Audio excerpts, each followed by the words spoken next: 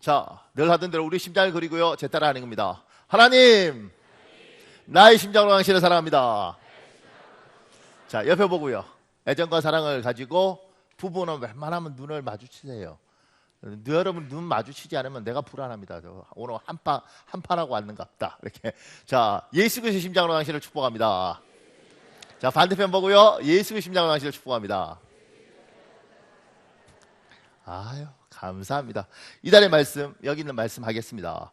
오직 여호와를 앙망하는 자는 새 힘을 얻으리니 독수리가 날개치며 올라감 같을 것이요 다른 박질하여도 곤비하지 아니하겠고 걸어가도 피곤하지 아니하리로다. 이사야 40장 31절 말씀. 오직 여호와를 앙망하는 자에게 새 힘을 주옵소서. 독수리가 날개치며 올라감 같게 하옵소서. 다른 박질하여도 걸어가도 피곤하지 않게 하옵소서. 예수님 이름으로 기도합니다. 아멘. 여러분의 기도대로 될 줄 믿습니다.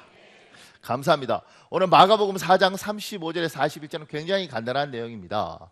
갈릴리 호수가 있었습니다. 이스라엘 사람들은 관습적으로 큰 호수를 바다라고 불렀습니다. 그래서 어떤 데는 갈릴리 호수, 어떤 데는 갈릴리 바다 이렇게 이야기합니다. 근데 여기는 호수이긴 하지만 굉장히 크고, 그리고 이게 언덕이 있고 이렇게 해서 바람이 불면 호수인데도 이게 파도가 아주 심한 곳입니다. 그래서 여기를 주님이 배를 타고, 예수님이 제자들과 배를 타고 건너가는 거예요. 근데 건너가는데 바람 때문에 파도가 일고, 그 파도가 예수님이 타고 있는 배 안으로까지 들어오는 겁니다. 그런데 제자들이 너무 놀라고 있는데 예수님은 배 뒤쪽에서 주무시고 계시는 거예요. 그래서 제자들이 너무 죽을 것 같으니까, 이대로 가면 배가 가라앉을 것 같으니까 예수님을 깨워요. 예수님, 큰일 났습니다. 살려주십시오. 그 예수님이 일어나서 파도야 바람아 잠잠하라 이렇게 이야기하시고, 그리고 제자들에게 힘들었지 어려웠지 이렇게 말하지 않고 나무라십니다. 어찌 너희가 믿음이 없느냐 이렇게 이야기를 하세요. 이게 굉장히 간단한 내용입니다. 보십시오. 37절에 큰 광풍이 일어나 물결이 배에 부딪혀 들어와 배에 가득하게 되었더라. 예수님이 타고 계신 배입니다. 그런데 그 예수님이 타고 계신 배도 풍랑이 일고 물결이 치고 심지어 배가 가라앉을 위기까지 가는 겁니다. 우리가 예수 그리스도를 믿는다고 교회에 와 있습니다. 그리고 누군가는 하나님을 봤다고 그러기도 하고, 우리 교인들은 또 천국 갔다 온 성도도 있어요. 나도 못 가본 천국을. 천국 갔다 온 성도도 있고, 또 이러면 또 설교 듣지 않고 누가 갔을까? 그리고 뒤에서 뒤통수 보고 쎄는데 제발 그러지 마세요.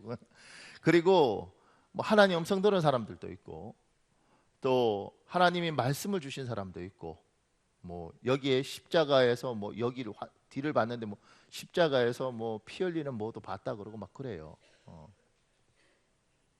여러분 이야기를 하는데 여러분이 놀라서 이렇게 들으면 어떡합니까?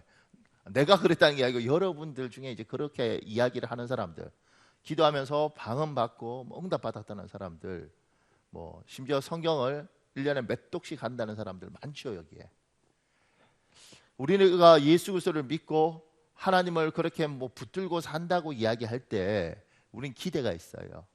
내가 이렇게 열심히 예수 그리스도를 믿으면, 내가 이렇게 열심히 하나님을 믿으면 하나님 날 지켜주실 거예요. 내가 하는 사업은 절대 망하지도 않고, 내 아이는 대학을 시험 치면 반드시 붙고, 내 남편은 하나님 어떻게든 인도하셔서 하나님의 사람으로 만들 것이고, 그 다음에 내가 투자한 것은 반드시 돈이 30배, 60배, 100배로 불어날 거야. 이런 기대를 가지고 예수를 믿는 거 아니겠습니까? 그리고 열심히 믿으면서 하나님을 만나고 하나님의 응답을 들으면 하나님이 뭔가 해주시겠다 이렇게 생각을 하고 더 열심을 내죠. 근데 그렇게 되던가요? 예수를 믿는데 사기 당하기도 하고, 예수를 믿는데 사업이 망하기도 하고, 예수를 믿는데 병이 들기도 합니다. 심지어는 굉장히 신실하게 믿던 젊은 목회자가 비명 행사를 하기도 해요. 이해가 안 가는 거예요. 하나님 살아계신데 왜 이러십니까?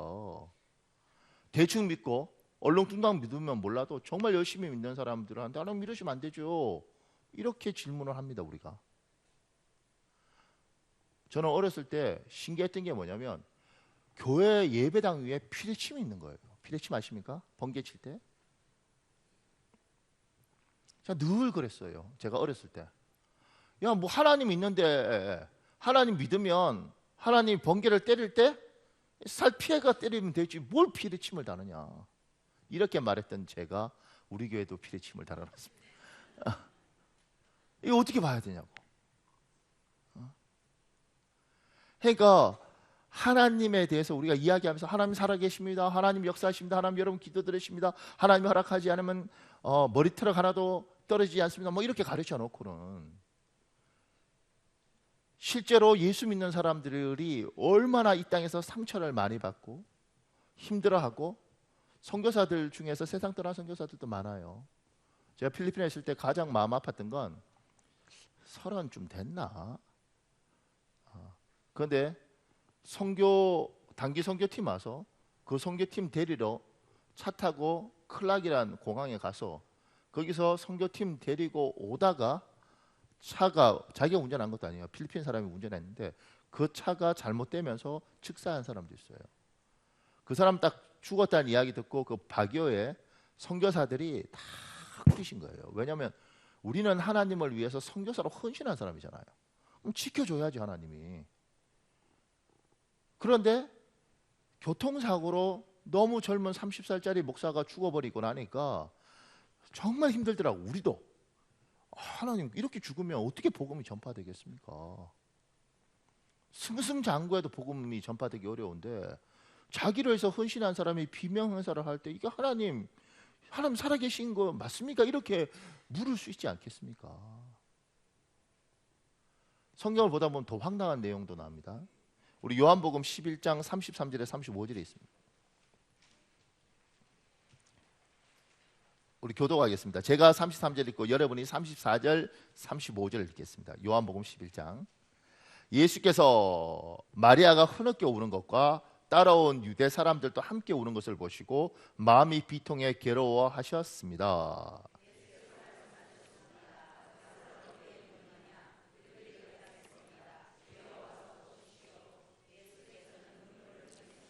예수님이 눈물을 흘리십니다. 왜 눈물 흘리세요? 그냥 살리시면 되지. 왜 마음 아파하세요? 그냥 구해주시면 되지. 근데 예수님은 그렇게 하시지 않을 때가 많습니다. 우리가 이제 분명히 알아야 될 건 우리는 천국에 사는 게 아닙니다. 우리는 죄 많은 이 땅에 살고 있습니다. 우리는 하늘에 속했지만 하늘에 사는 게 아니라 이 땅에 살고 있습니다.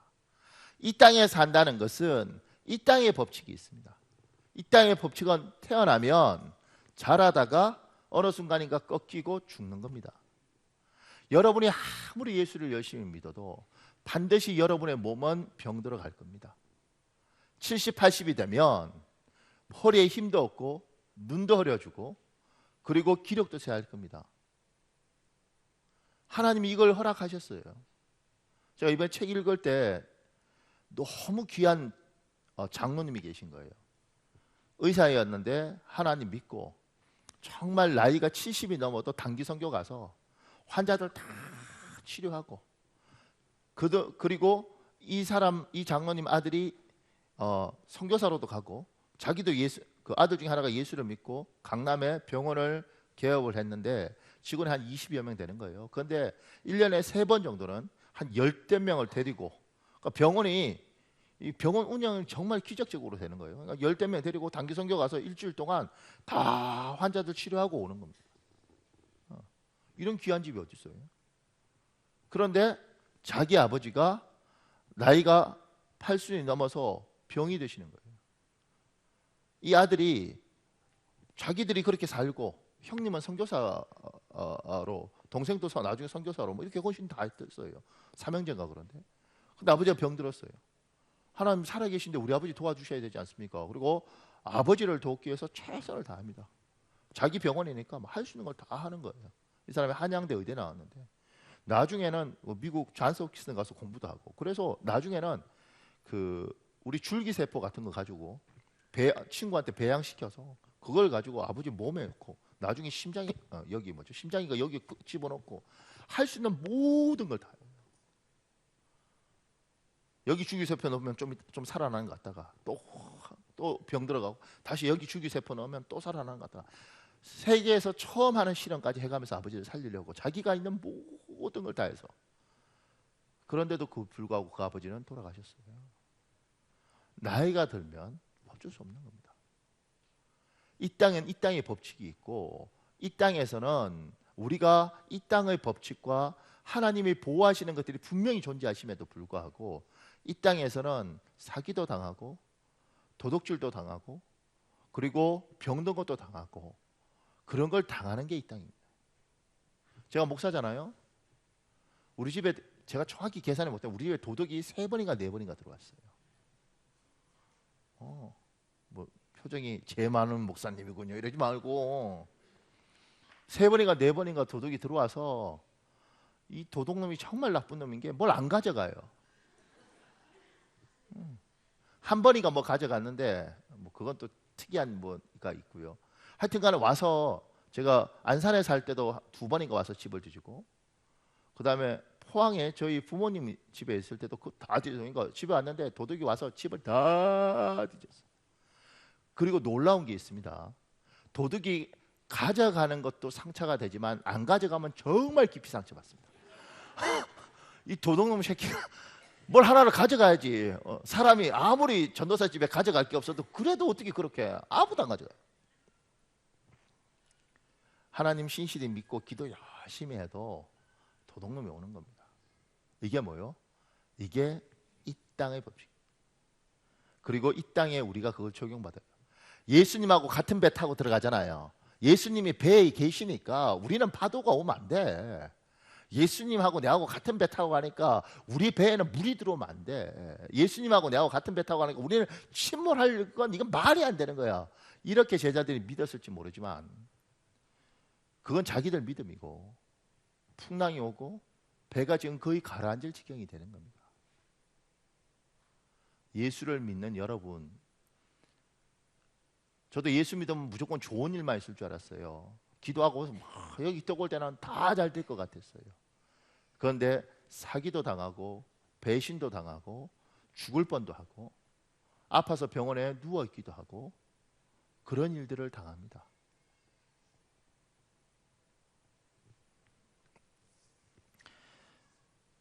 그러면서 생각하는 거예요. 하나님 정말 살아계십니까? 정말 하나님 있는 겁니까? 그래서 요한복음 6장 66절에서 67절에 있습니다.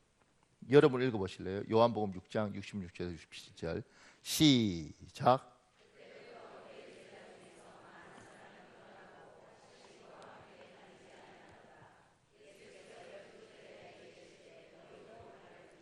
예수님이 이야기를 하는데 제자들, 예수님한테는 12제자만 있었던 게 아니라 굉장히 많은 사람들이 따라다녔습니다. 늘 화제의 인물이었습니다. 그 많은 인물들에게 예수님이 말씀을 하시는데 그 이야기를 듣고 어느 순간인가 이 제자들 중에 뭐 따라다녀도 별거 없겠구만, 소용없겠구만, 병 고치고 뭐 이런 거 보고 뭐가 있을 줄 알았는데 별거 없구만. 그리고 그 많은 제자들 중에 많은 수가 예수님을 버립니다. 예수님을 등지고 떠나가는 거예요. 예수님이 정말 정성을 다해 키웠던 12제자에게 묻죠.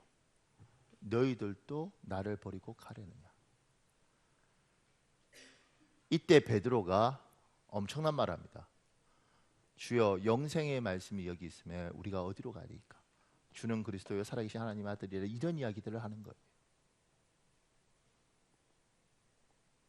고통이 굉장히 많이 밀려오면 하나님 봤습니다. 하나님 몸성 들었습니다. 천국 갔다 왔습니다. 제가 옛날에 하나님을 이렇게 하면 하나님이 기도응답을 해주시면, 이런 사람들이 하나님을 버리고 떠나요. 주님이 뭐라 그래요? 어찌 믿음이 없느냐. 하나님 믿음을 버리는 사람들이 생각보다 많이 있더라는 거죠. 예수 믿어도 소용없네.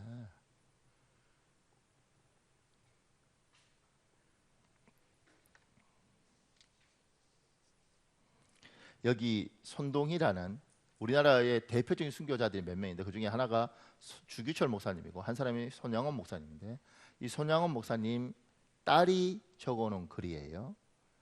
이분이 62살이 돼서 쓴 글인데 이렇게 되어 있습니다. 아버지가 쓰신 신앙수필의 한 토막이다. 나는 예수의 중독자가 되어야 하겠다. 술 중독자는 술로만 살다가 술로 인해 죽게 되는 것이고, 아편 중독자는 아편으로 살다가 아편으로 인해 죽게 되나니 우리도 예수로 살다가 예수로 인해 죽자.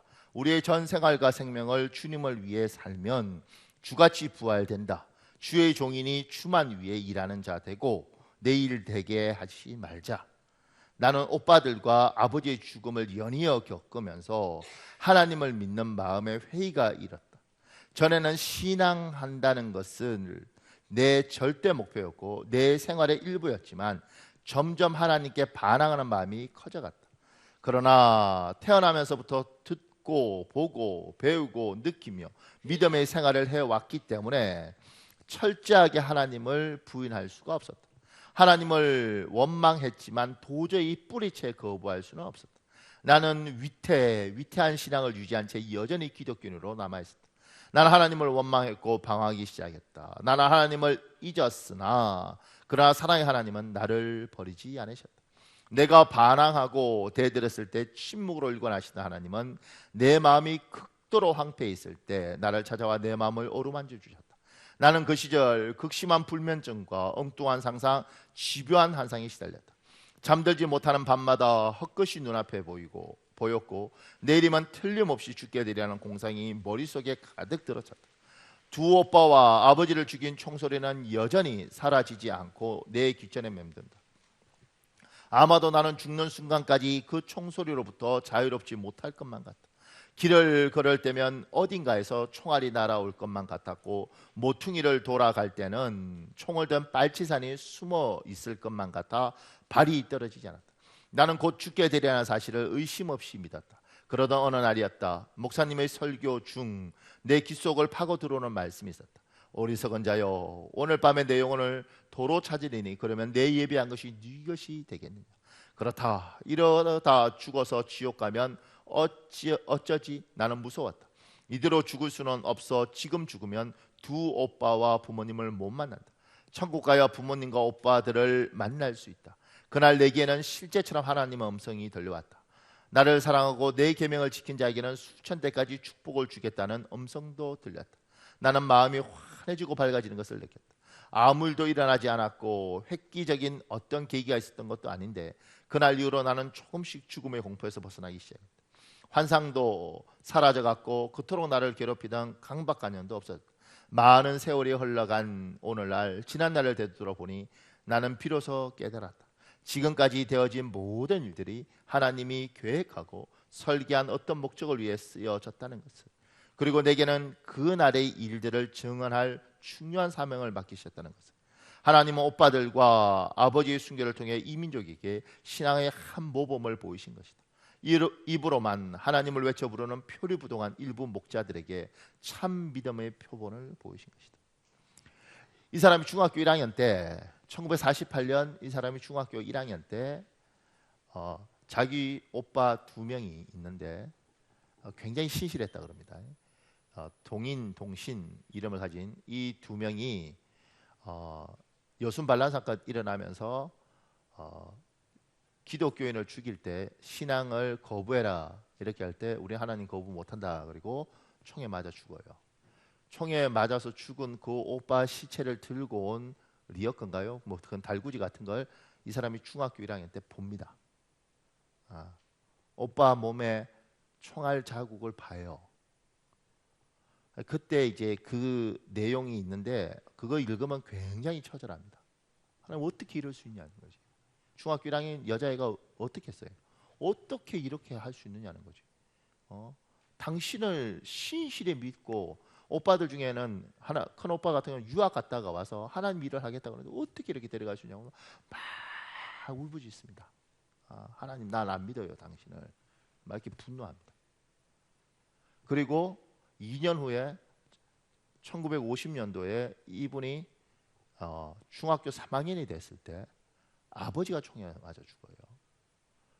그것도 공산당들한테 총에 맞아 죽고 그 아버지가 총 맞은 구멍을 손으로 다 만집니다.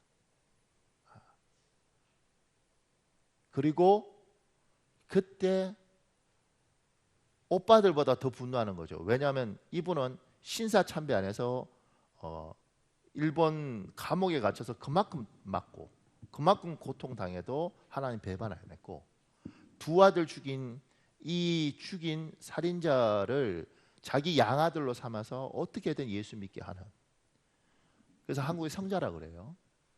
그런 이런 사람을 공산당에 의해서 총에 얼굴도 맞고 이랬더라고요. 그렇게 죽은 그걸 보면서 이 사람이 어떻게 신앙생활을 할 수가 있었겠냐고. 그것도 중학교 3학년짜리가. 그러니까 하나님 앞에 분노하는 거예요. 하나님, 어떻게 하나님을 신실히 신뢰한 사람들을 지켜줘야지. 하나님을 신실히, 하나님 안 믿는 사람이 저렇게 사는 건 상관없고 당신이 살아계시면 어떻게든 보호해줘. 어떻게 당신을 그렇게 신뢰하는 사람들을 이렇게 죽도록 놓아둘 수 있습니까? 그래서 한동안 교회 못 다니고 굉장히 힘든 세월들을 보냅니다. 이분이 예수를 믿으면 환난도 고통도 없고, 고통은 잠시 있다가 반드시 전화위복이 돼서 복이 될 거다, 이렇게 믿고 살았는데 3년이 가도 5년이 가도 고통에서 해방되지 않는 겁니다. 신앙을 계속 유지할 수 있는가? 믿음을 계속 유지할 수 있는가? 지금 제자들처럼 예수님하고 한 배에 있지만 어떻게 이들 가면 죽어, 이렇게 뜨는 게 인간의 모습 아니겠는가? 그럼에도 불구하고 신앙을 지키시길 예수님으로 축복합니다. 이게 이제 다윗이 시편에서 했던 기록을 찬양으로 만든 거예요. 내 영혼아 내가 어찌 낭망하며 내 속에서 불안하여 하는고, 이렇게 이야기하는 겁니다. 우리는 이 땅에 세상 사람들하고 똑같이 삽니다. 똑같이 태어나서 아프면 똑같이 약 먹고 병들고 그리고 죽습니다. 그들이 다니는 직장에 우리도 다니고, 그들이 애들 학교 보낼 때 우리도 학교 보냅니다. 예수 믿는 거하고 안 믿는 거 무슨 차이가 있냐고. 똑같이 살지만 세상 사람과 우리는 달라요.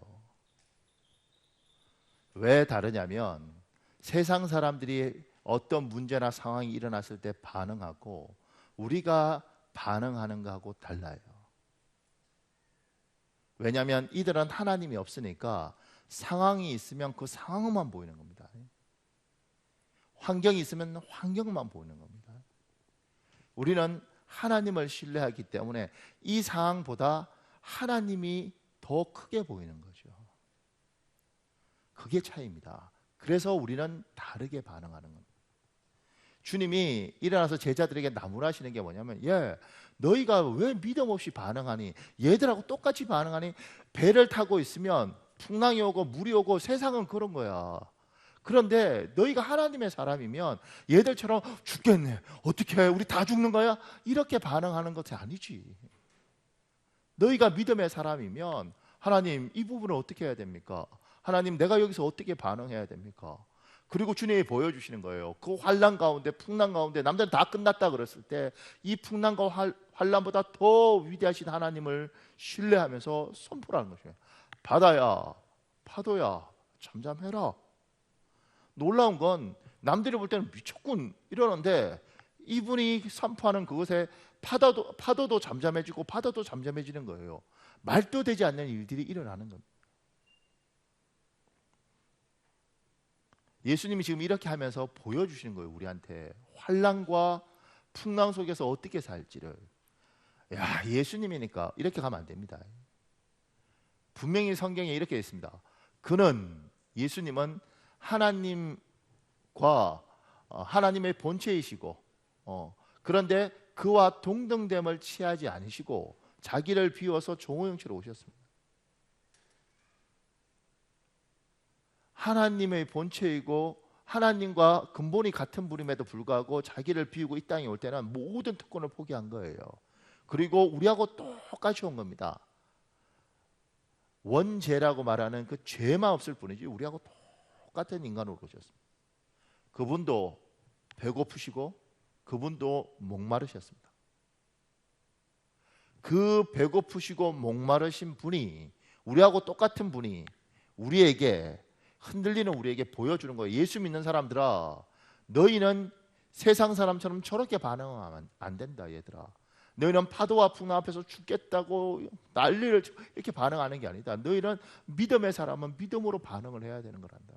이렇게 반응하라고 보여준 거죠.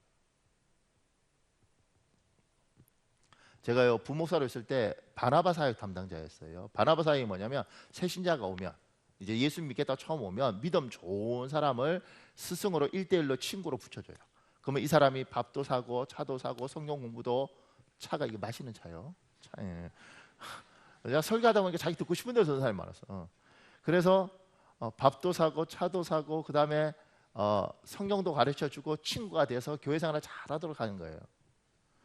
근데 둘이 참 잘 지내더라고요. 근데 얼마나 황당한 일을 겪었냐면, 여기 믿음 있는 사람이 여기 가져왔는데 이 집사가, 그러니까 여러분 집사면 집사로 살아야지 집사가 잡사로 살면 안 됩니다. 예. 이번에 어떤 권사님 만났는데 권사님 그러더라고요. 목사님, 제가 옛날에는 권사가 아니고 견사였어요. 그래서 견사가 뭐예요? 그러니까 개견자 뭐 이렇게. 머리도 좋아요. 내가 그래서 적어놨어요. 권사가 아니라 견사도 있구나. 근데 이 집사가 이 사람한테 인생 힘들고 어려운 거 막 다 이야기하는 거예요. 남편이 돈을 잃어먹고 뭐 애가 사고를 치고 울면서, 이 새신자가 도닥이면서 이렇게 말을 했대요. 나 미쳐. 집사님 힘내세요. 예수님이 있잖아요. 힘내세요. 이게 무슨 말이 되냐고 이게. 집사가 돼도 믿음으로 반응하는 게 아니고 똑같은 거지. 차라리 이 사람의 믿음이 더 좋아요. 힘내라 그러고 격려. 하나님의 사람들이 예수를 믿고 은혜를 받으면 하나님이 여기를 채웁니다. 여기가 뜨거워지고 여기가 찹니다. 그러면 놀라운 건, 옛날에는 눈에 보이는 게 힘을 발휘했는데 눈에 보이는 게 힘을 발휘한 거, 여기가 힘을 발휘하는 거예요. 그래서 같은 상황도 다르게 발휘해요. 제가 봤던 장례식 중에 진짜 황당한 건, 제 친구 목사가 결혼을 했어요. 아버지가 굉장히 유명한 한국에 있는 목사님인데, 제 친구가 결혼을 했는데 참 저보다 나이도 형수 될 사람이 둘이 나이가 7살 차이인가 그러는데 많이 어렸어요. 이화여대 졸업하자마자 4학년 때인가 하여튼간 그때 졸업 안 하고 4학년 때인가 하여튼 그때, 원래 그렇게 결혼하면 안 되는데 둘이 결혼을 했어요. 그러니까 너무 예쁘게 생기고 너무 착하더라고. 결혼했는데 딱 1년 만에 이름을 알 수 없는 병에 걸려서 죽었어요. 이 병원에 갔는데 병명이 안 나온 거예요. 계속 했는데 병명이 안 나와서 현대 아산인가 삼성의료원인가 그 길을 갔는데 거기서 병명을 발견했는데 늦은 거예요. 그래서 딱 1년 만에 딱 죽었어요. 정말 사랑했거든요. 그리고 이 자매 아버지도 목사였어요. 그러니까 목사 아버지, 여기도 목사 아버지, 그 아이와 아들과 딸과 아들이 결혼을 했는데, 이 딸이 그렇게 착하고 예쁜데 그 사람이 결혼하고 1년 만에 딱 죽은 거예요. 그것도 병명을 제대로 모르고 힘들어하다가 나중에 발견하자마자, 그 원래 젊은 사람들한테 있을 수 없는 병이라고 그러더라고요. 그 장례식장에서 다 슬프죠. 그리고 우리 막 가슴 아픈데, 제 친구 아버지가 자기가 집도하더라고요. 장례 예배 탁 드리고, 자기 성도들 거의 한 10,000명 정도 되니까 자기 성도들 막 모아놓고 이렇게 하는 거예요. 나는 내 며느리가 천국 갔다고 나는 믿는다. 근데 가슴이 아프다. 하나님의 사람이 하나님의 일을 제대로 하지 못하고 너무 젊은 날 간 것이 가슴이 아프다. 그러니 오늘 이 자리에서 우리는 결단해야 된다. 제목까지 우리가 하나님 위해서 일하자. 뭐 이렇게 이야기하더라고요. 제가요 그게 막 와 이게 아니고, 제가 신학 대학원 2학년인지 뭐 하여튼 아니 뭐야 지금 뭐야 이게 지금 며느리 죽은 상태에서 왜 저렇게 하는 거야? 이렇게 내가 반응을 하더라고요. 그러니까 굉장히 힘들더라고요. 이거 보는 거 자체가. 근데 그게 안 잊혀져요 지금까지. 왜 그분은 그때 그런 식으로 반응했을까? 하나님 살아계십니까? 어떻게 내 아들 이 예쁜 것을 호라비로 만드십니까? 이렇게 말하지 않고 저렇게 반응했을까? 20년이 됐는데도 그냥 그게 하도 충격적이니까 아직도 남아있어요. 시간이 지나면서 그 생각을 한 거죠. 예수 믿는 사람은 같은 상황인데 생각이 다르고 반응하는 게 다르구나. 여러분이 하나님을 믿고 정말 믿음의 사람이라면 주님은 오늘 말하셔요. 믿음으로 반응하시길 예수님으로 축복합니다. 이게 잘 안 돼요. 잘 안 돼요. 왜냐하면 저도 잘 안 돼요. 근데 어떨 때는 될 때가 있고 어떨 때는 안 될 때가 있더라고요. 그 언제 되느냐면 여기가 쭉만 하면 돼요. 언제 안 되냐면 여기가 비면 안 돼요. 그러니까 믿음은 고정적이지 않습니다. 믿음은 자랐다가 컸다가 줄었다가 작아졌다가 이러기도 합니다. 하나님을 믿는 믿음을 완전히 버릴 수는 없더라고요. 그런데 이 믿음이 날마다 자라는 사람들은, 여기가 충만한 사람은 지금 이 파도처럼 이런 것이 일어날 때 이렇게 말을 하는 겁니다. 파도야 잠잠해라, 바다야 잠잠해라, 이렇게 이야기를 하는 겁니다. 죽음에 대해서 두려워하는 것이 아니고 바들바들 떠는 게 아니고 아무리 힘들어도 믿음으로 반응하는. 그런데 여기가 자꾸 줄어들면 이 믿음의 사람이 어느 순간인가 어떡하지? 어떡하지? 어떡하지? 그리고 점점 작아지는 겁니다. 그래서 날마다 믿음의 성장을 요구하는 것이고, 어떤 사람은 날마다 믿음이 줄어드는 사람이 있습니다. 여러분 믿음을 한번 보십시오. 믿음이 자라고 있습니까? 줄어들고 있습니까? 믿음이 커가고 있습니까? 쪼그라들고 있습니까?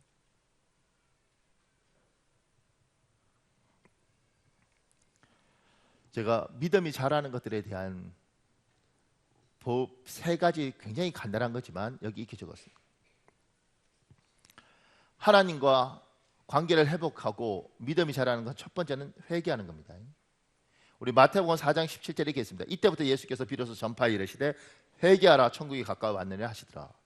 우리가 하나님과 우리의 관계에 대해서 어떻게 자꾸 생각하느냐면, 하나님은 아버지, 우리는 아들, 하나님 아버지, 우리는 딸, 이런 식으로 가요.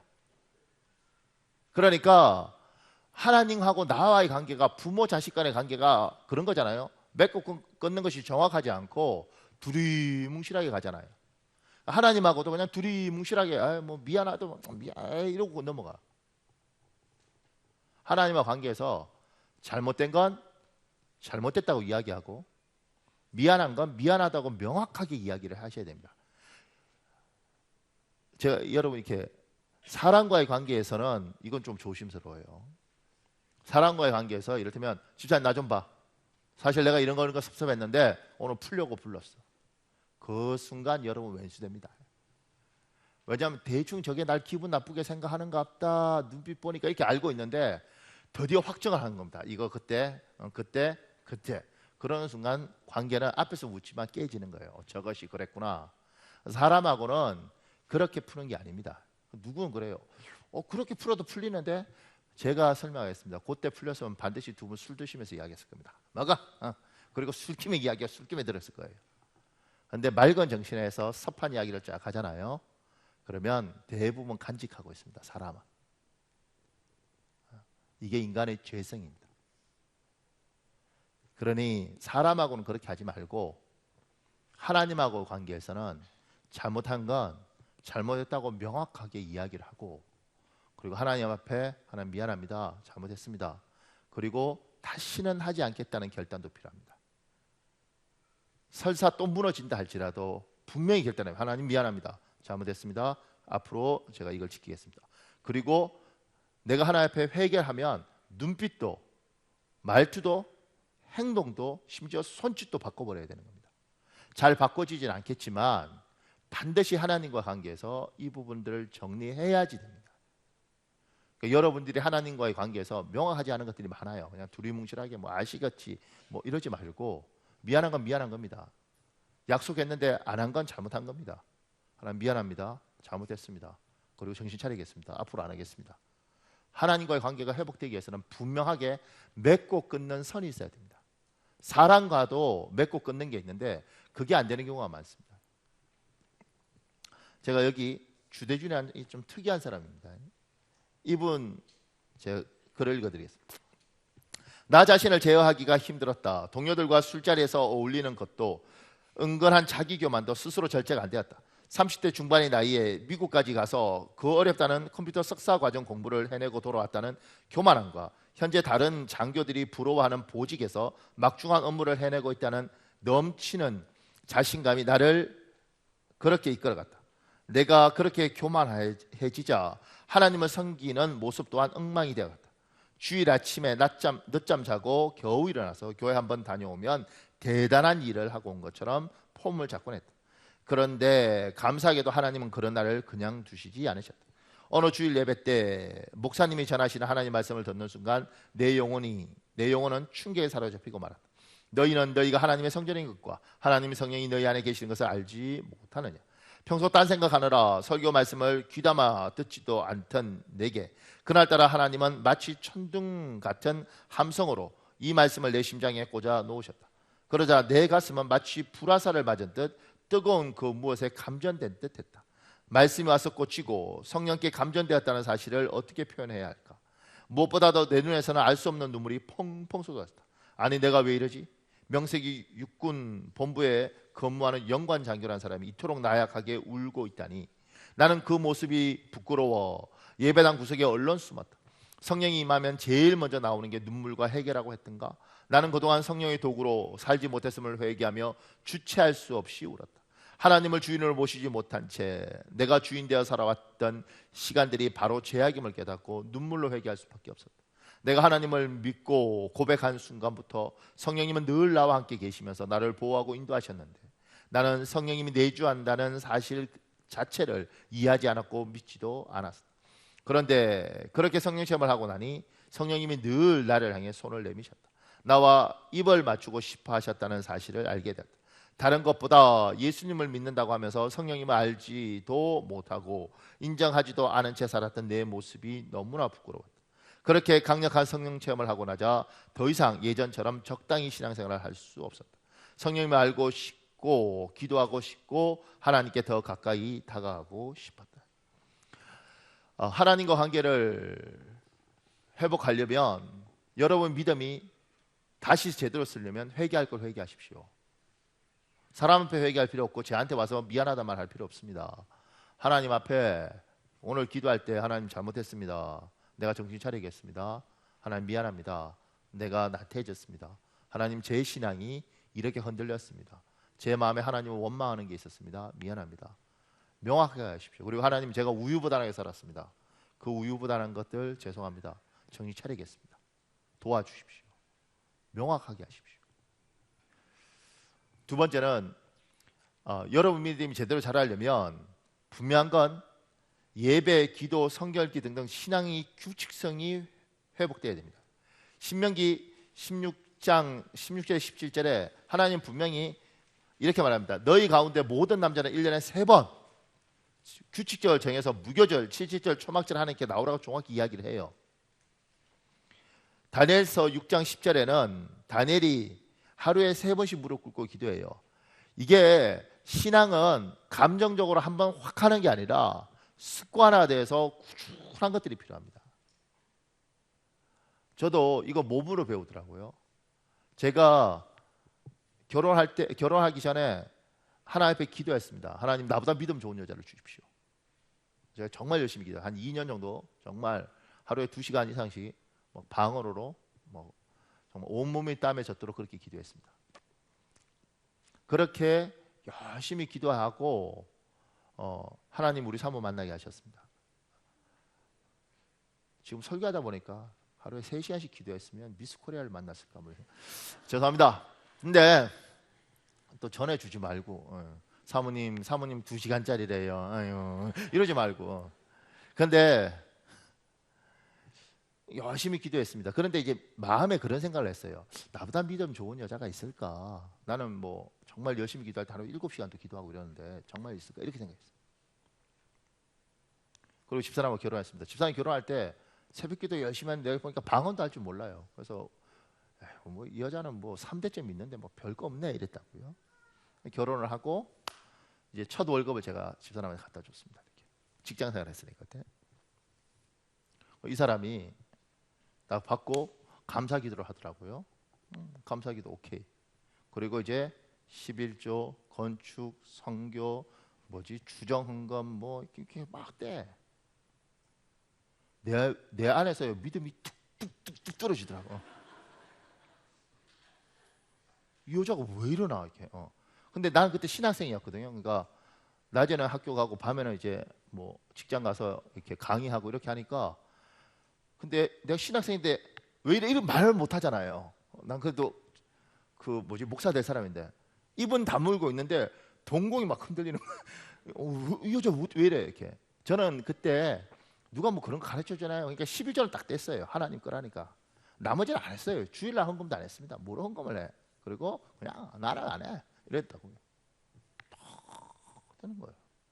진짜 힘들었습니다. 그리고 제 같은 경우는 이제 정신 건강을 위해서 수요 예배나 철야 예배 이런 거 한 번씩 잘 빠져요. 너무 이렇게 몰입하는 건 건강에 좋지 않다 이렇게 싶어서 종종 빠졌어요. 근데 이제 결혼을 하고 나니까 우리 사모를 이제 이렇게 하는 거죠. 꼬드겨서 영화 보러 가자 말이면서 주일날 저녁 예배인지 뭘 하나 한번 빼먹었는데 이 사람 막 죽으려고 그러는 거야. 힘들어서 하나님 앞에. 신앙이 너무 율법적이야 뭐 이러고 이랬는데 막 진짜 힘들어하더라고. 그런데 이게 안 맞잖아요. 서로 간에 안 맞는데 이제 서로 말을 시작해서 싸울 수 있었는데 제가 이 마음에 이게 뭐지 이러고 있었다고요. 근데 기도했던 게 딱 기억나더라고요. 네가 너보다 신앙 좋은 여자를 달라 그랬지 않았냐. 방언도 할 줄 모르고 뭐 하나의 음성 들어본 적도 없다는데 이런 여자가 뭐 이렇게 생각을 했는데 규칙성이라는 게 그런 거죠. 저는 믿고 막 뜨거운데 은혜 있으면 막 교회 가고 막 열받으면 안 가. 열받은데 뭘 가. 좋아도 가고 싫어도 가고 졸아도 가고 상처받아도 가. 이 차이가요 하늘과 땅 차이인 걸 처음에 몰랐어요.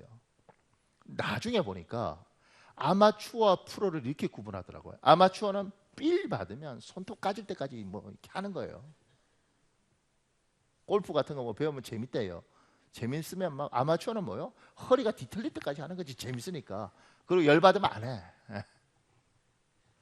프로는 이충희 선수 이게 보니까 매일 프리드로를 1000개씩 던졌답니다. 이렇게. 참 사람이 희한하죠. 그냥 그럼 그런갑다 이렇게 믿어주면 될 텐데 1000개 1분에 60초, 1시간은 3600초, 3600초 던져놓고 가서 공 가져와서 이게 계산이 이런 식으로 하더라고. 매일 1000개씩 던지면서 그렇게 훈련을 하니까 나중에 그 당시에 전자슈터인가 뭐 슈터 전자인가 뭐 별명이 그거였어요. 딱 던지면 정확히 들어가는 거예요. 프로는 몸이 힘들어도 찌뿌듯해도 계속 매일 1000개씩 던지는 것이고 아마추어는 삘 받으면 10,000개도 던지고 20,000개도 던지고 열 받을 때는 안 해. 몇 달이고. 이봉주 선수가 매일 30km를 매일 뛰었다는 거예요. 그 사람은 추석인가도 뛰더라고요. 그냥 뛰는 거예요. 매일. 프로는 매일 뛰어요. 아마추어는 필 받으면 죽도록 뛰는 거 아니면 안 뛰는 거지. 이게 차이예요. 신앙도 꾸준한 신앙생활을 하는 사람과 은혜 받을 때는 난리를 치고 앞에 앉고 손 들고 울고 불고 기도하다가 어느 날 보면 없어. 어디 갔냐 그러니까 상처받았대. 왜 상처받았냐 그러니까 우리 교회도 재밌습니다. 왜 상처받았냐 그러니까 목사님이 강대상이 자기를 깠대. 내가 이제 다른 분한테 이렇게 이야기했어요. 아니, 교회에 등록할 때는 어떻게 목사님이 내 사정을 그렇게 알고 우리 집에 도청장 해놔봐 이래놓고 등록을 그래놓고 좀 친해지니까 나를 까시는구나. 그건 뭐야 이게 앞뒤가 안 맞잖아. 필 받을 때는 내 뒤에 뭐가 보인다고 막 그러고 뭐 이러다가 어느 날 보면 없어. 신앙이라는 것이 아직 어리니까 이렇게 하는 거죠. 이게 아마추어고 프로는 꾸준히 하는 겁니다. 그래서 제가 놀라는 게 우리 교회에 그 재밌는 집사 하나 있어요. 근데 내가 이렇게 참 내가 그 사람 보면서 많이 배워요. 성도인데도 불구하고. 그러니까 차례 같은 데 꼬박꼬박 와요. 그리고 기본적으로 내가 설교할 때는 설교 끝나면 눈 뜨고 기도해요. 어떨 때는 그래서 내가 알아요. 어떨 때는 안 졸아. 처음엔 피곤해서 졸고 안 피곤할 때 안 졸고 이렇게 생각하다가 나중에는 피곤해도 은혜가 될 때는 안 졸고 은혜가 안 되면 조는구나 이렇게 생각하게 돼요. 그래서 내가 설교 철야 때 잘했는지 못 봤는지 그 집사 보면 알아요. 편안하게 자요 그냥. 이제 나중에 이야기를 하다가 물으면 왜 그렇게 오냐 조는데도 규칙 정한 거예요. 사람이 우리는 철야 무조건 한다. 그리고 내한테 이런 위로를 해줬어요. 목사님 야구 좋아하는데 10번 중에 3번 치는 걸 야구에서는 이렇게 3할이라고 그러더라고요. 타율 3할 때만 엄청 좋은 겁니다. 10번 예배 와서 3번만 은혜 받아도 엄청 좋은 겁니다. 나 진짜 강 같은 은혜를 받았네.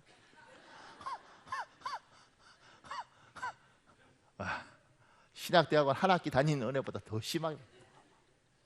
왜냐하면 나는 10번 설교하면 10번 다 은혜가 와야 되는 줄 알았어요.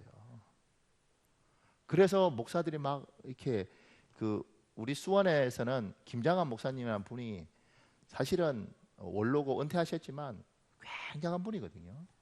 그러니까 저도 그분의 가치를 사실 잘 몰랐는데 그분 전기를 읽으면서 1950년대에 미국 가서 그것도 미국 의대의 최고의 명문은 잔스 홉킨스 대학이거든요. 하버드보다 더 뛰어납니다. 그런데 그 유명한 대학에서 그 당시에 공부를 하고 목사가 되시고 미국인들도 놀래요. 그 사람 영어에. 그런데 그분도 주일날 설교 끝나고 나면 다음 주 설교 때문에 늘 누르셨대요. 잠을 잘 못 주무셨다 그래요. 그렇게 힘들어 하시는 목사들이 그런 사람 많아요.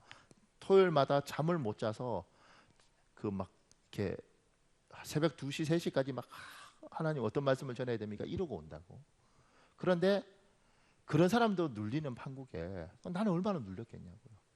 그런데 이 집사가 나에게 자유함을 준 거예요. 10번 중에 3번. 그리고 그래서 내가 오죽하면 내셔널 이렇게 내가 야구 잘 모르거든요. 그거 메이저리그 타율 순위 내가 쫙 봤잖아요. 메이저리그 팀이 20개인가 되더라고요. 그런데 3할 때 치면 한 25등쯤 해요. 전체 타자 중에. 그럼 자기 팀에서는 1, 2등 한다는 거거든요. 3번 할렐루야 이렇게.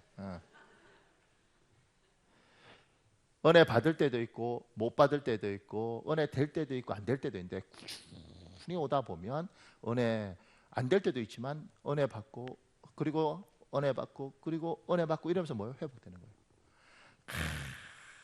2달 만에 왔는데 그날따라 설교가 앞뒤가 안 맞네. 에휴 교회 안 와. 그러다가 6개월 만에 이번 한번 가볼까? 갔는데 목사님이 또 헌금 내라. 그래서 에이씨. 그러면서 신앙이 내려앉는 거예요. 힘들어도 꾸준하게 회복은 그렇게 되는 겁니다. 그래서 제가 교회 상처 많이 받은 사람이 저한테 어떻게 하면 회복되나요? 그때 그 질문에 대해서 고민을 많이 했어요. 왜냐하면 우리 사촌 누나가 권산대 순천에 사는데 그 질문을 했어요. 부흥회를 가야 되나? 성경을 써야 되나? 안수를 해야 된다. 제가 그 누나한테 이렇게 말을 하게 하더라고요. 하나님 지혜를 주시는 거예요. 누나, 회복이 되려면 병원하고 똑같아. 병원에 입원하고 나면 아픈 환자 수술하고, 그리고 새끼 꼬박꼬박 규칙적으로 먹고 운동하면서 서서히 한 달, 두 달, 그러면서 특히 중환자는 그렇게 세 달, 네 달 그러면서 회복되는 것이지, 누나 한 방에 회복되는 건 없어. 좋은 교회를 선택해서 규칙적으로 예배를 드리고 정기적으로 성경을 읽고 때마다 찬송을 하고, 그래야 누나 회복돼. 제가 말하고요, 얼마나 기특한지. 내가 하나님이 여러분의 신앙이라는 이 믿음이 줄어들기도 하고 자라기도 하는데, 이것이 하나님 앞에 상에서 여기서 있어서 풍랑을 견딜 수 있는 힘이 있으려면 여러분의 신앙이 예배를 결정을 해야 되는 겁니다. 나는 아무리 힘들어도 주일 예배는 무조건 지킨다. 아니면 나는 새벽 예배는 못 오더라도 수요일날, 금요일날 이런 예배는 분명히 지킨다. 정한되면 나는 다른 예배를 못해도 나는 새벽 예배는 일주일에 두 번 지킨다. 이걸 명확하게 하고, 기도도 나는 하루에 30분씩 아침에 출근하기 전에 무조건 기도한다. 아니면 출근해서 남들보다 30분 일찍 출근해서 난 반드시 기도한다. 이런 규칙성을 정확히 가져야 되는 거고요. 그래서 꾸준히 1년, 2년 하다 보면 여기가 어느 날 쫙 차 있는 겁니다. 만약 오늘 기도할 때 하나님 여러분에게 어떤 부담을 주시면 그 부담에 순종하길 예수님으로 축복합니다. 이렇게 또 하면 또 기도 안 하는 사람이 있어요. 왜 안 하세요? 감동받으면 어떻게 해요? 예뻐라. 더 웃긴 사람도 있습니다. 기도하다가 막 흔들어. 집사님 왜 흔들어요? 듣기 싫어요. 듣기 싫어요. 참, 여러분 너무 인생이 심심하면 목사가 한번 돼보면 너무 재밌는 일이 많습니다. 세 번째로, 여러분의 신앙이 제대로 자리를 잡으려면, 믿음이 하려면, 우리 요한복음 8장 37절에 있습니다. 여러분 읽겠습니다. 요한복음 8장 37절 시작.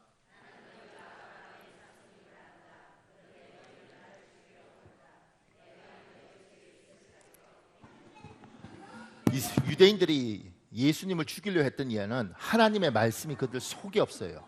요한복음 15장 7절 같이 읽겠습니다. 시작. 너희가 내 안에 거하고 내 말이 너희 안에 거하면 무엇이든지 원하는 대로 구하라. 그리하면 이루리라. 하나님 말씀이 내 안에 있어야 된다는 거예요. 신앙은 내가 내 의지로 잡는 건 한계가 반드시 있습니다. 그래서 우리가 왜 이런 말씀을 외우냐면, 이 말씀이 어느 날인가 나를 탁 잡아요. 제가 너무 힘들 때 정말 인생의 짐이 무겁다, 그럴 때 말씀이 생각나요. 수고하고 무거운 짐진 자들아 다 내게로 오라. 내가 너희를 쉬게 하리라. 아멘. 주님, 내 짐 좀 가져가 주세요. 이렇게 기도하겠다. 제가 직접 본 건 아니고, 제하고 필리핀에서 같이 유학하던 그 선교사가 있었는데, 그 친구가 서강대학교 나왔어요.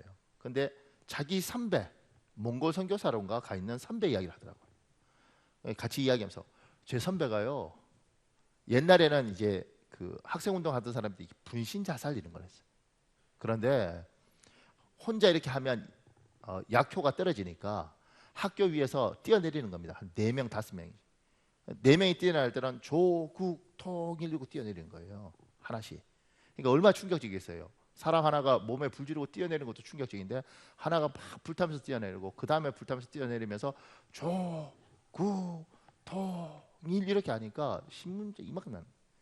그래서 이 사람도 이제 그걸 위해서 라이터 들고 이러고 있었는 거지. 이렇게 저쪽에서 조국 이러고 있는데 얼마나 무서웠겠어. 막 이러고 있는데 학생운동하고 막 있는데 주일학교를 다녔단 말이에요. 주일학교 때는 그 성경 암송을 하잖아요. 그거 안 하면 밥 안 주고 막. 그러니까 막 근데 갑자기 성경 구절 중에 고린도서에 이런 게 있어요. 사람이 자기 몸을 불사르게 내어줄지라도 사랑이 없으면 아무것도 안 해요. 그 말씀이 생각나면서, 내가 불사르게 내줘도 사랑이 없으면 아무것도, 내가 진짜 사랑하는 건가? 뭐 이러다가 딴 사람 다 뛰어내는데 자기가 이거 아닌가 봐. 말도 되지 않죠. 그런데 그리고 그 사람이 나중에 회개하고 선교사로 간 거예요. 말씀이 나를 탁 잡으면 사람이 인생 자체가 상황을 보면 아무것도 안 보이는데 하나님이 일하시는 거예요. 제가 필리핀에 그 사가다라는 산 위에 있습니다. 선교팀들하고 같이 그 위에 갔어요. 지금 요르단에 있는 강성구 목사 그 사람하고 같이 갔는데 가서 뭐 거기는 정말 산지족들이거든요. 거기 앉아서 처음에 밥을 주더라고. 그 사람들이 우리가 이제 와서 이제 설교해주고 몇 달에 한 번씩 그거 해주니까 고마우니까 자기들이 아껴둔 거 준 거예요. 아껴둔 것 중에 하나가 뭐냐면 이렇게 그 돼지고기, 돼지 족발 같은 게 다리 잘라서 소금 염장해서 걸어서 말린 거 말고 그런 거 주거든요. 너무 귀하다고. 그다음 닭 같은 거 이렇게 튀겨서 줘요. 그런데 닭 요만큼만 있으면 밥을 먹습니다. 그냥 밥 넣고 안 뜯겨 막. 뭐 이가 나갈 정도예요. 내가 뜯다가 이놈의 닭들은 전부 다 뭐지 보디빌딩을 했네 막. 얼마나 힘들지. 뜯다가 밥이 넘어요. 그럼 또 먹고 뜯다가 뭐 이렇게. 그런데 그 사람들은 최선을 다해서 우리한테 주는 거거든요. 그런데 그렇게 이렇게 하다가 거기에 캐톨릭 성당이 하나 있었어요. 뭐 신부가 있고 이런 것도 아닌데 그 옛날에 선교사가 와서 천주교 선교사가 와서 지어놓은 거죠. 거기 이렇게 앉아 있는데 내가 어쩌다가 여기 와서 이렇게 앉아 있나 참 이러고 내 인생이 황당하더라고요. 내가 어쩌다 내 필리핀 오지에 와서 이렇게 앉아서 이게 뭐야? 내 인생이 이게 뭔가 처자식 다 버리고 그때 안에 있는 말씀이 오는 거예요. 사람이 마음으로 자기 일을 계획할지라도 그 발걸음을 인도하시는 이는 여호와시니라. 아멘. 주님, 내 인생이 내게 아니고 하나님이 여기에서 보게 하실 게 있고 듣게 하실 게 있군요. 아멘. 주님. 그냥 그걸로 끝이더라고요. 그냥 정리가 그렇게 돼요. 논리로는 정리가 안 되는데 그냥 말씀이 그냥 쫙 이렇게 올라오니까 그냥 정리가 돼요. 주님, 인생을 그렇게 저는 살게 되더라고요. 내 눈에 도저히 상황이 안 보일 때 우리 예수님 믿는다고 여러분하고 나하고 다 예수님 믿잖아요. 같은 배 안에 예수님이 있어도 다 죽는 것 같아요. 이대로 하면 다 끝날 것 같아요. 호들갑을 들고 난리를 들고 예수 믿어도 소용없다 그러고 그런 사람들이 있다는 거예요.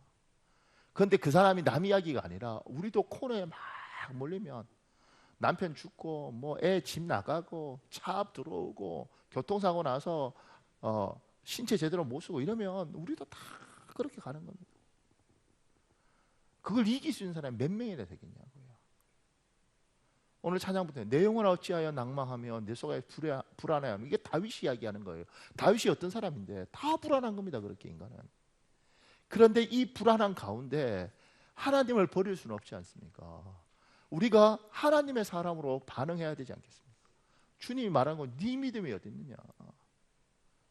그러면서 주님이 보여주시는 거예요. 이 파도 앞에 이 바다 바람 앞에 바람아 잠잠하라. 파도야 잠잠하라. 주님께서 이렇게 하셨다는 거예요. 너희도 이렇게 살아라. 하나님 어떻게 삽니까?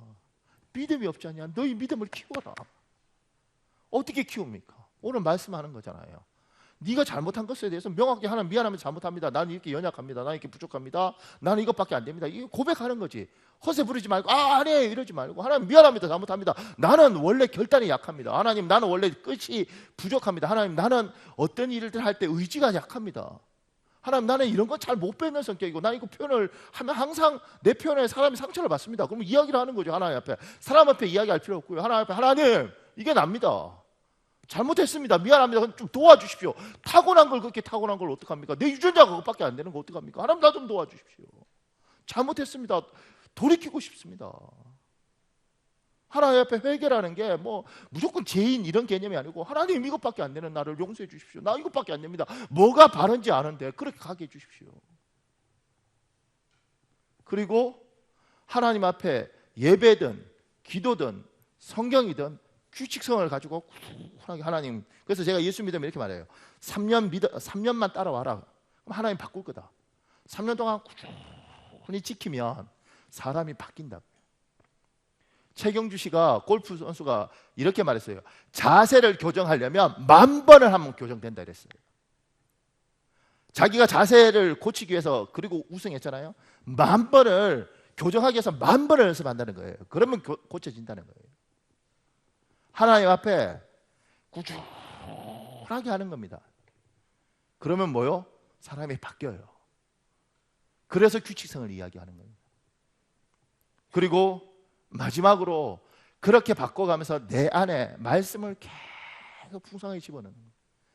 그리고 이 말씀이 어느 순간인가, 처음엔 내가 기억하지만 어느 순간인가 성령께서 이 말씀을 가지고 나를 밀어열면 정말 앞에 안 보는 속에서도 너무 지금처럼 이렇게 힘들 때 내 영혼아 어찌하여 내가 낭망하면 내 속에서 불안하는 건 너는 하나님을 바라라. 그 말씀을 가지고 하나님을 바라게 되는 거죠. 내가 너무 지쳐있을 때 오직 여호와를 앙망하는 새 힘을 얻으리니 독수리 날개침같이 올라갈 것이요. 아멘. 주님. 뛰어가도 뭐라고 되죠? 다른 박질을 하여도 곤비하지. 나 저거 못 외우겠어. 다른 박질을 하여도 곤비하지 않고 걸어가도 피곤하지 않으리라. 하나님 말씀이 우리 안에서 그렇게 나를 힘을 주고 나를 이끌어가는 거지. 그걸 경험하면서 아, 이게 말씀이구나. 정보가 아니고 이게 능력이구나.